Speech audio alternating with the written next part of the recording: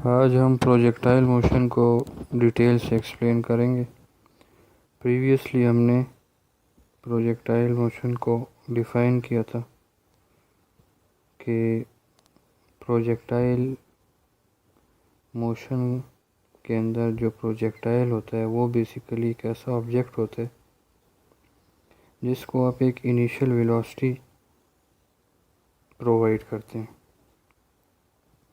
और वो उस इनिशियल वेलोसिटी की बेस के ऊपर एक एंगल थीटा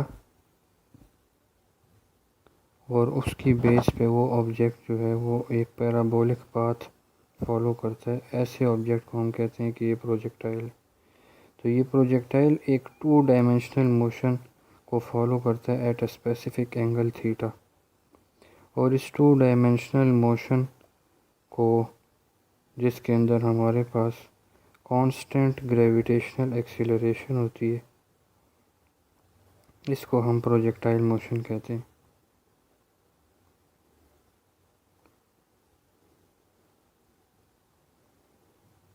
इस 2 डायमेंशनल ग्रेविटेशनल एक्सीलरेशन का मतलब ये है, 2 डायमेंशन यानी एक्स एक्सिस और वाई एक्सिस। एक हमारे पास एक्स एक्सिस है और एक वाई एक्सिस, यानी हम इस मोशन को दोनों एक्सिस के अलोंग डिस्कस करेंगे और कंसिडर करेंगे। हम इस वर्टिकल डिस्टेंस y को भी फाइंड करेंगे और इस हॉरिजॉन्टल डिस्टेंस x को भी फाइंड करेंगे। इस हॉरिजॉन्टल डिस्टेंस x को फाइंड करने के लिए हमारे पास फार्मूला है s is equals to V T, और यहाँ चूँकि हम हॉरिजॉन्टल डिस्टेंस की बात कर रहे हैं तो s की जगह हम x ले लेंगे और हम x एक्सिस के अलोंग वेलोसिटी अप्लाई करेंगे इनिशियल, तो वी आई एक्स हो जाएगा मल्टीप्लाई बाय टी। जब भी हम किसी भी वेक्टर का x कंपोनेंट निकालते हैं तो उसका जो प्रोजेक्शन होता है वो कॉस थीटा होता है। ये आप चैप्टर 2 वेक्टर्स में पढ़ चुके हैं। तो ये तो आ गया आपके पास हॉरिजॉन्टल डिस्टेंस। अब अगर वर्टिकल डिस्टेंस की बात की जाए तो सेकंड इक्वेशन ऑफ मोशन को यूज़ करके हम इस वर्टिकल डिस्टेंस को भी फाइंड कर सकते हैं। सेकंड इक्वेशन ऑफ मोशन है s is equals to V I T plus half A T square. एक ऑब्जेक्ट को जब एक सर्टेन हाइट से थ्रो किया जाता है तो उसको कोई इनिशियल वेलोसिटी नहीं देनी पड़ती, उसकी इनिशियल वेलोसिटी ज़ीरो होती है। तो हम वी आई को ज़ीरो ले लेंगे और ये जो डिस्टेंस है ये अलॉन्ग वाई एक्सिस है, इसलिए हम एस को वाई ले लेंगे। तो अब हम इसको पुट करते हैं अब इक्वेशन में, y would become V I zero है तो zero multiply T zero plus half, और a की जगह हम g लेंगे because the object is moving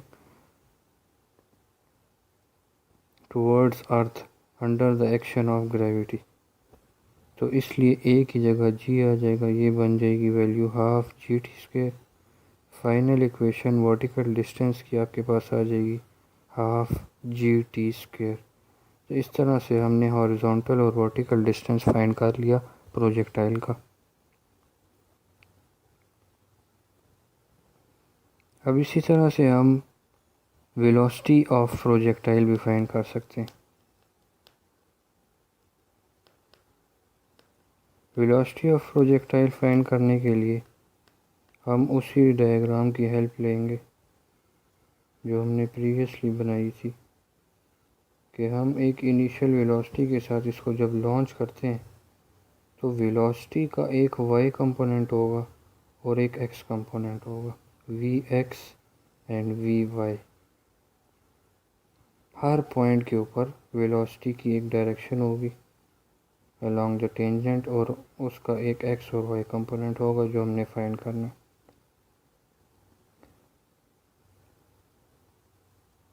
अब अगर हम x एक्सिस की बात करते हैं, अगर हम एयर फ्रिक्शन को निगलेक्ट कर देते, यानी एक ऑब्जेक्ट अगर हॉरिजॉन्टल डिस्टेंस कवर कर रहा है तो उसको रास्ते में फ्रिक्शन उसकी स्पीड को रोकेगी, उस फ्रिक्शन की वजह से उसकी स्पीड डिक्रीज़ हो सकती है। लेकिन चूँकि हमने फ्रिक्शन को इग्नोर कर दिया, इसलिए initial velocity along X axis और final velocity along X axis इन दोनों को हम इक्वल ले लेंगे वी आई एक्स और वी एफ एक्स, इन दोनों को हम इक्वल ले लेंगे और ये होती है वी आई कॉस थीटा। अब हम वर्टिकल डिस्टेंस की बात करते हैं। तो by using first equation of motion हम वी एफ वाई निकाल सकते हैं। तो V F is equals to V I plus A T होता है। तो हम चूँकि वाई कंपोनेंट के अलॉन्ग फाइंड करना चाह रहे हैं वेलोसिटी, तो हर टर्म के साथ वाई आ जाएगा। अब V I Y V I sine theta हो जाएगा और ए की जगह आपके पास माइनस जी आएगा, बिकॉज अब आप ऊपर जा रहे हैं अगेंस्ट द ग्रेविटी, और जब अगेंस्ट द ग्रेविटी जाते हैं ऊपर तो ए की वैल्यू माइनस जी होती है, बिकॉज जी नीचे की तरफ पॉजिटिव होता है, but this is in opposite direction, इसलिए हम ए की जगह माइनस जी लेंगे। तो ये हो जाएगा V I sine theta minus G T. अब हम वेलोसिटी का किसी भी इंस्टेंट के ऊपर अगर हम इस वेलोसिटी का मैग्नीट्यूड फाइंड करना चाहते हैं v, तो हम वो भी फाइंड कर सकते हैं। और मैग्नीट्यूड निकालने के लिए आप चैप्टर 2 में पढ़ चुके हैं कि x कंपोनेंट और y कंपोनेंट के स्क्वायर उनको ऐड करके स्क्वायर रूट ले लिया जाता है। इस तरह से हम मैग्नीट्यूड फाइंड करते हैं। तो सिंपली यहाँ पे भी वही फार्मूला यूज़ होगा, वैल्यूज़ को पुट कर देते हैं V I cos theta whole square plus V I sine theta minus G T का होल स्क्वायर। ये हमारे पास मैग्नीट्यूड आ गई। अब अगर हम इन दो के बीच में ये एंगल फाइंड करना चाहें डायरेक्शन, तो हमें पता है tan inverse y component of a vector divided by x component of a vector. तो वेलोसिटी के केस में V F Y divided by V F X हो जाएगा। हम यहाँ पर वैल्यूज पुट कर सकते हैं और एंगल फाइंड कर सकते हैं V I sine theta minus G T divided by V I cos theta. ये आपके पास वेलोसिटी आ गई प्रोजेक्टाइल की। वेलोसिटी के बाद अब हम हाइट ऑफ प्रोजेक्टाइल की तरफ आते हैं। हाइट ऑफ प्रोजेक्टाइल फाइंड करने से पहले आपको बताओ what is height of projectile. तो the maximum vertical distance covered by a projectile is known as its height. यानी ये जो वर्टिकल डिस्टेंस है, अगर हम ये फाइंड कर लेते हैं, इसको हम कहेंगे this is height of projectile. Maximum vertical distance, maximum vertical distance covered by a projectile. अब इस हाइट को फाइंड करने के लिए न्यूटन की थर्ड इक्वेशन मोशन लगाते हैं, जो कि होती है 2as is equals to V F square minus V I square.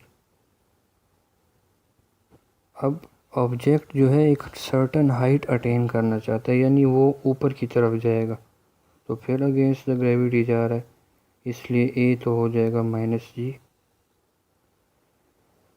और आपको पता होगा जब हम किसी ऑब्जेक्ट को एयर में थ्रो करते हैं, जब वो एक सर्टन हाइट अटेन करता है वहाँ पे रुक जाता है, उसकी फ़ाइनल वेलोसिटी ज़ीरो हो जाती है एट अ सर्टन इंस्टेंट, इसलिए यहाँ पे फ़ाइनल वेलोसिटी हम ज़ीरो लेंगे। और वी आई को हम वी आई वाई कर लेंगे, बिकॉज हम वर्टिकल डिस्टेंस फाइंड करना चाह रहे हैं, और वो होता है वी आई साइन थीटा। अब ये सारी वैल्यूज़ हम ऊपर इक्वेशन 1 में पुट कर देते हैं। इक्वेशन 1 क्या बन जाएगी, ए की जगह माइनस जी, एस की जगह capital H, V F zero हो गया, और वी आई की जगह V I square sine square theta. ये हो जाएगा minus 2gh minus V I square sine square theta, minus minus cancel, height आ गई V I square sine square theta divided by 2g। इस तरह से हम हाइट ऑफ प्रोजेक्टाइल फाइंड कर सकते हैं। ये हमारे पास हाइट की रिलेशन आ गई। हाइट ऑफ प्रोजेक्टाइल के बाद अब हम टाइम ऑफ फ्लाइट फाइंड करेंगे। टाइम ऑफ फ्लाइट जो होता है वो the time during which a projectile remains in air, यानी हम ऐसे भी कह सकते हैं time to go up plus time to go down.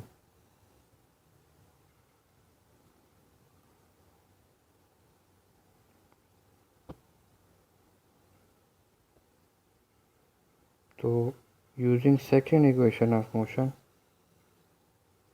हम टाइम ऑफ फ्लाइट को फाइंड करने की कोशिश करते हैं। वो होती है s is equals to V I T plus half A T square.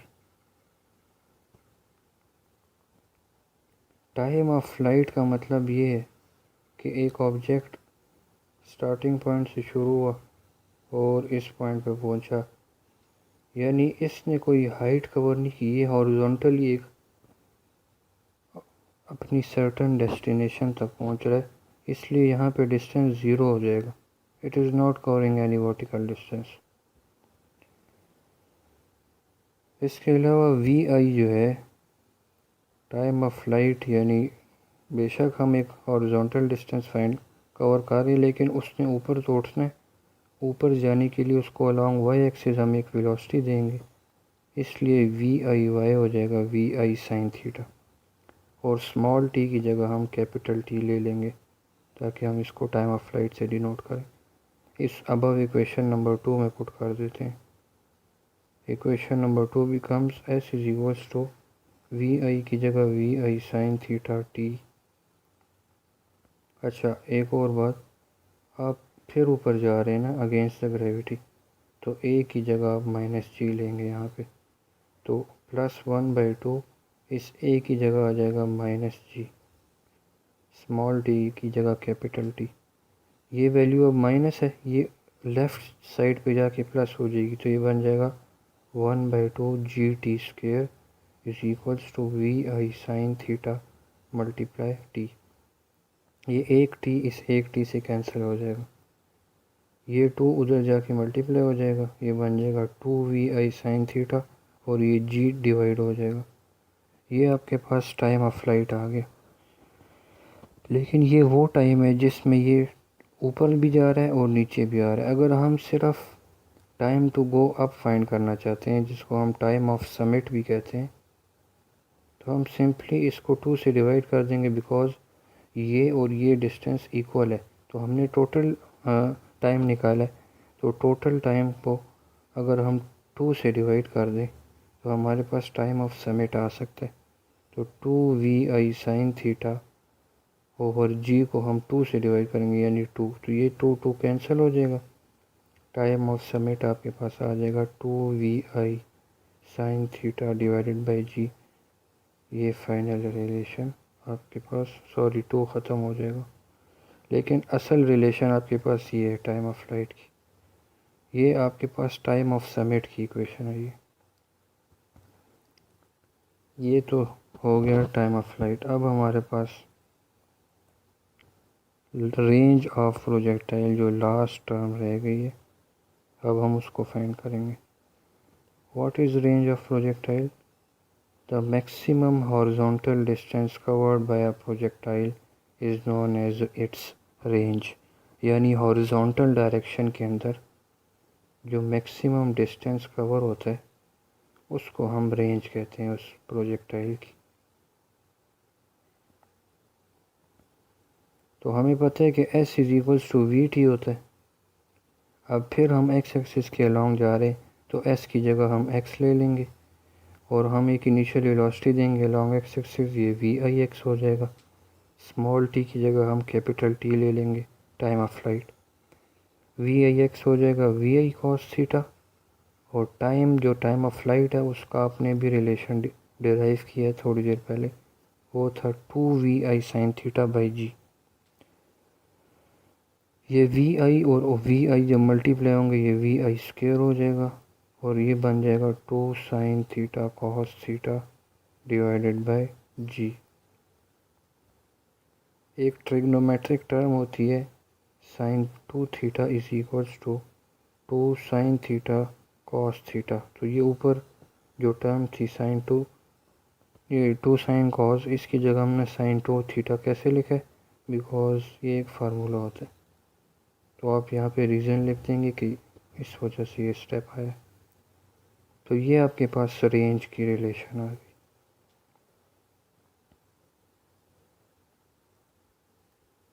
This is range of projectile.